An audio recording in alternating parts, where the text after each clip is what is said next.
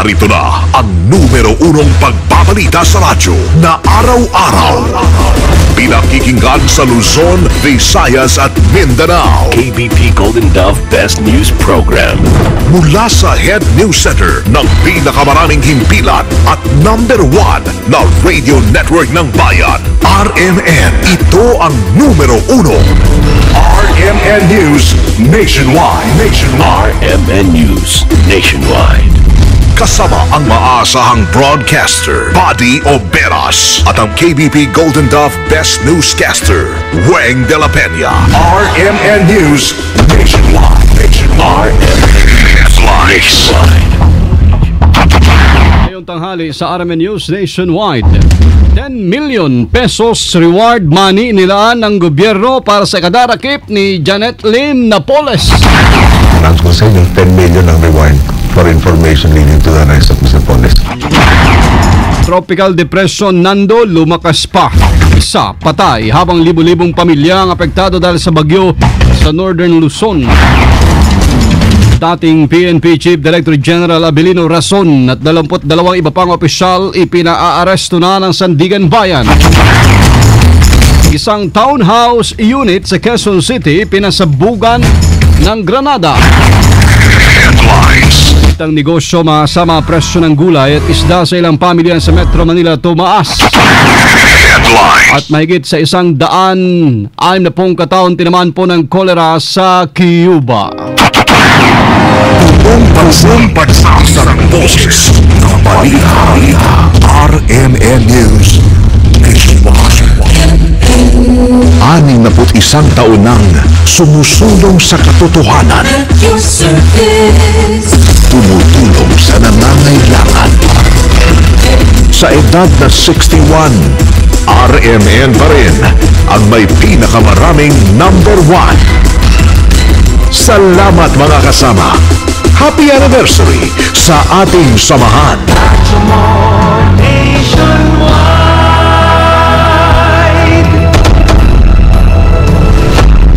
Pinakamalaking mga balita abot sa bawat Pilipino saan man sa bansa.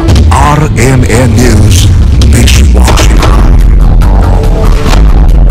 Mabuhay Pilipinas, tanghali po ngayon ng Miyerkules, August 28, 2013.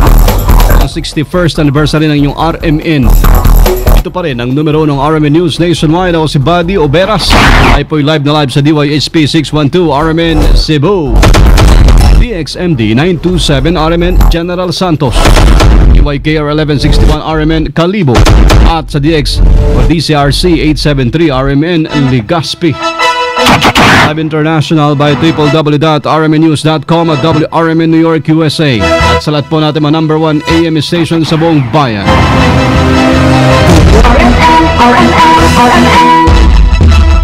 May 10 milyong pisong reward money na ibibigay ang pamahalaan sa sino man mapagtuturo sa kinaroroonan ni Janet Lim Napoles, ang itinuturong mastermind sa 10 billion pesos pork barrel scam.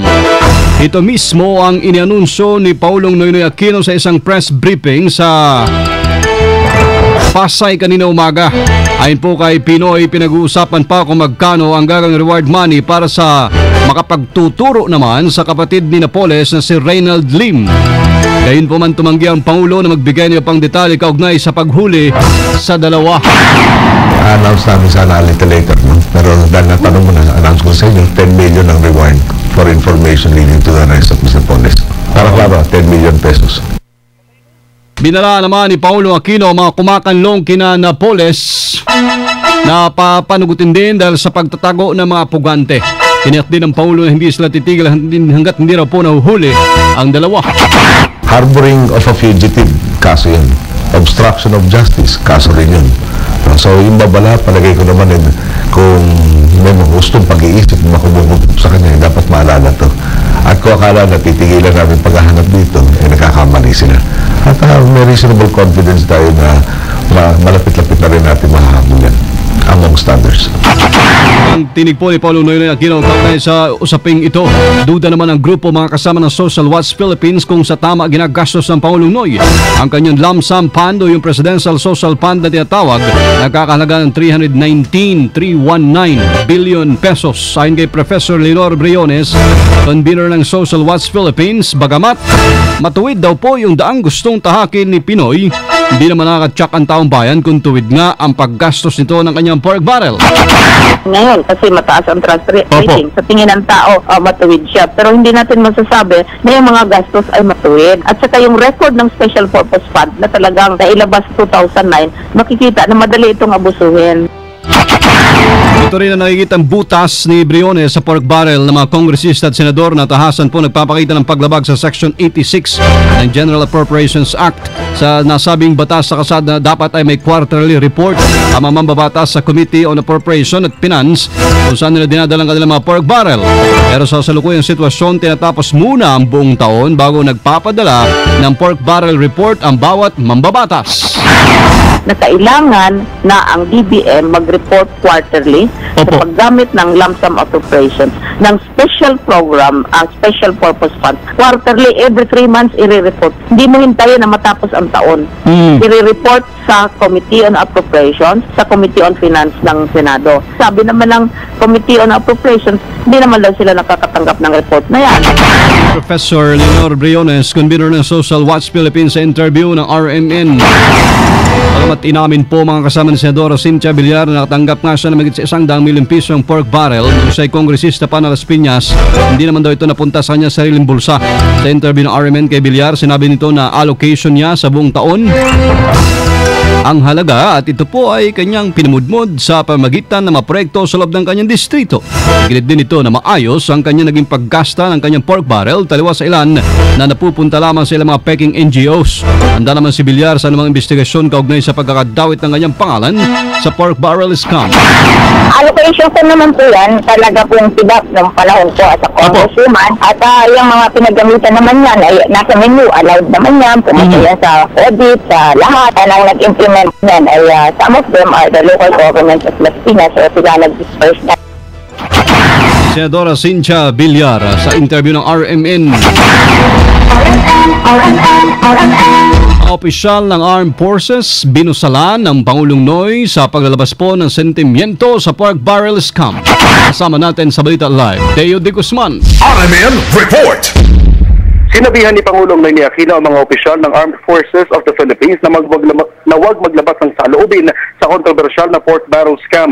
Ito ang sinabi ni Pangulong Aquino matapos magsalita ang isang Marine Brigade Commander na si Brigadier General Alexander Balutan sa isyu ng pork barrel scam kung saan sinabi nito na nakakadismaya ang maling paggastos ng pondo ng taong bayan.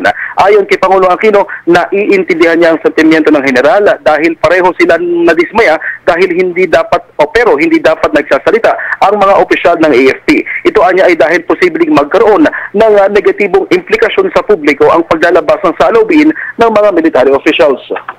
Ang naman isa sinabi, perhaps dapat na mapaalala sa kanya, General San. At meron tayong General Currency Survey, no? Meron tayong patakaran na dapat ang ating militar at saka ating kapulisan dahil may monopoly of force, kailangan talagang all the time neutral. No, yun ang importante para hindi tayo magkaroon ng sitwasyon na pwede magkagulo. Sinabi din ni Pangulong Aquino na hindi na kailangan pang magsagawa ng loyalty check sa hanay ng kasundaluhan. Kasama mo sa Palasyo ng Malacanang, Deo de Guzman, Tatak RMN. Radyo mo nationwide. Manila Yacht Club, mga kasama, handa po may pagtulungan sa otoridad hinggil sa napaulat na nawawalang mga yate ni Napoles. Kasama natin sa Balita Live, Angel Ronquillo. RMN Report. Nakahanda nga ang pamunuan ng Manila Yacht Club na ibukas ang kanilang record kaugnay na aligasyon ni Bureau of Immigration Commissioner Siegfried Luzon at maging na NBI na posibleng gumamit ng yate sina Janet Lim Napoles at kapatid na si Reynan Lim upang makalis ang bansa. Ayon kay Manila Yacht Club Vice Commodore Francisco Garcia, walang problema kung maayos ang makipag-ugnayan sa kanila ang mga ahente ng NBI hinggil sa kanilang isinasagawang manhunt operation laban sa magkapatid na pugante. Sinabi ni Garcia nakahanda silang buksan pati ang kanilang kanilang logbook na naglalaman kung anong yate ang pumasok at lumawas mula sa kanilang hanay. Malabo rin ang sinasabing may nawawalang 3 yate sa Manila Yacht Club dahil nung nagpalabas ang order of arrest ang korte ay masama ang lagay ng panahon na kung saan delikado ang paglalayag ng anumang uri ng sasakyang pandagat. Hinamon din nila na tukuyin ng BI at NBI kung anong pangalan ng mga yate na di mo nawawala upang maging patas sa lahat ng miyembro ng kanilang organisasyon. Kasama mo sa lungsod ng Maynila, Angel Juan Quilio, Tatak, RMN. Radyo mo nationwide. Alamin natin panahon. RMN News Panahon. Lumakas pa mga kasamang tropical depression Nando. Pero bahagya itong bumagal at sa latest weather bulletin po ng Pag-asa, huling namatan ng bagyo sa layong 120 kilometers, hilagan sila ng Basco, Batanes. Taglay nito ang lakas ng hangin na umabot sa 95 kilometers bawat oras malapit sa gitna at magbugsong na sa 120 kph. Kumikilos ang bagyong Nando sa direksyong hilaga sa bilis na 15 kilometers per hour. Nakatas pa rin ang signal number 2 sa may Batanes Group of Island. Asahan po yung pagsungit ng panahon dyan. May maalon hanggang sa napakaalon na karagatan. Signal number 1 naman sa Kalayan at maislaho ng Babuyan kung saan may pag-ulan at may pagbugso ng hangin. O hindi raw magbabago ang pagkilos ng bagyo, inaasahan itong lalabas ng Philippine Area of Responsibility bukas na umaga, araw ng Huwebes.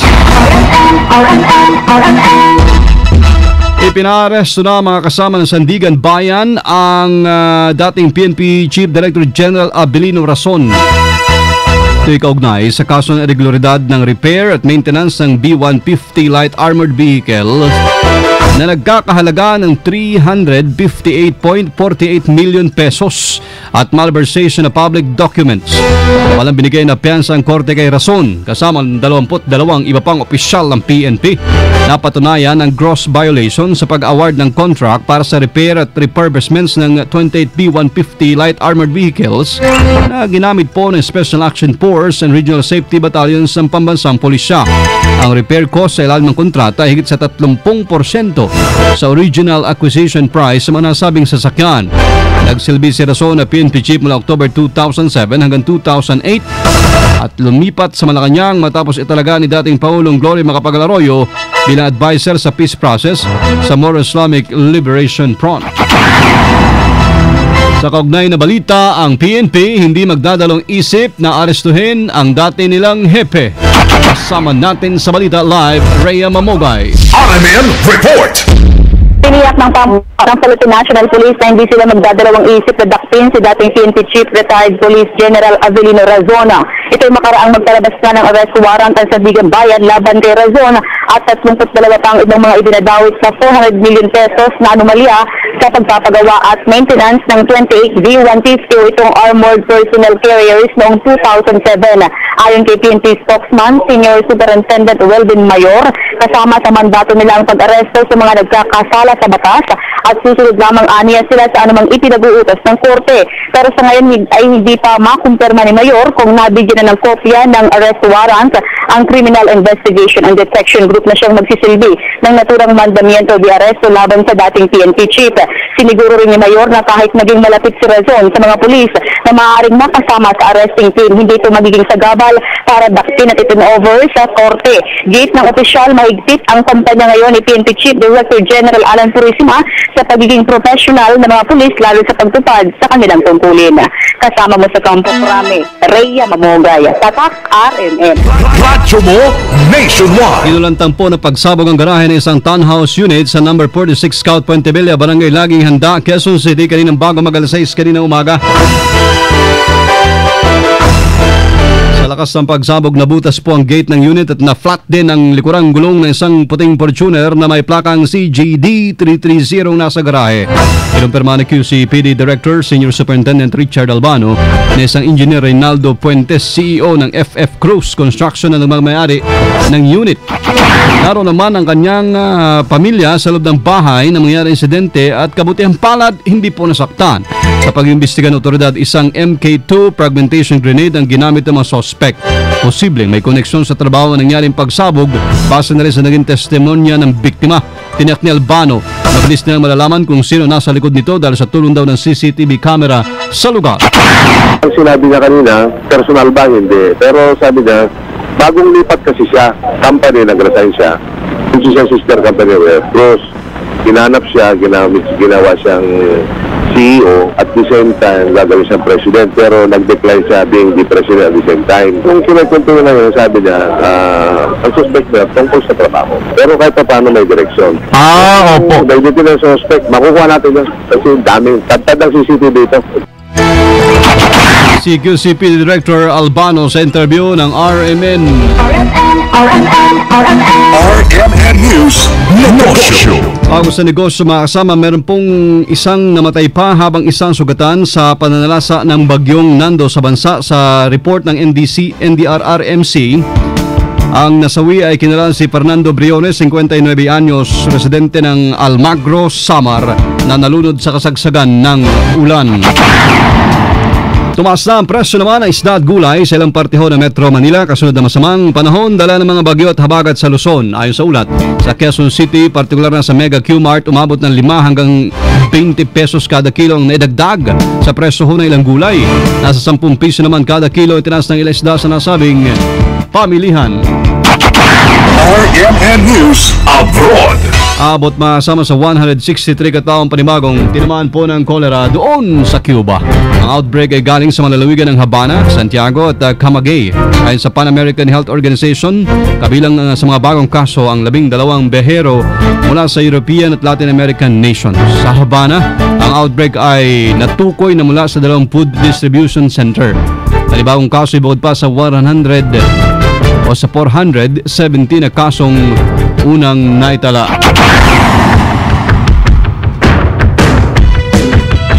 Live pa rin tayo mga kasama mula sa RMN News Center, Makati City, Metro Manila, Philippines. Inyo pong narinig ang RMN News Nationwide ngayong tanghali ng Miyerkules, August 28, 2013. Diyan sa mga taga Cebu. Susunod na po dyan si kasamang Ken Galinea sa RMN News Diretso Balitang Cebu. Sa numero 1 pa rin DYSP 612. Panoorin po yung aming naging pagbabalita ngayong alas 12 ng tanghali. Sa YouTube pa rin, i-type lamang ang RMN News Nationwide. Thank you Lord.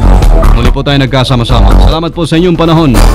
Kasama nyo sa serbisyo publiko sa kalan po ni Weng de la Peña, si Buddy Oberas. Dito pa rin sa tahanan na may pinakamaraming number 1, pinakamaraming himpilan. May birthday ngayon, 61st anniversary, RMN, Radyo Mo Nationwide. Ang pinakamalaking mga balita abot sa bawat Pilipino, saan man sa bansa. RMN News Nationwide. RMN!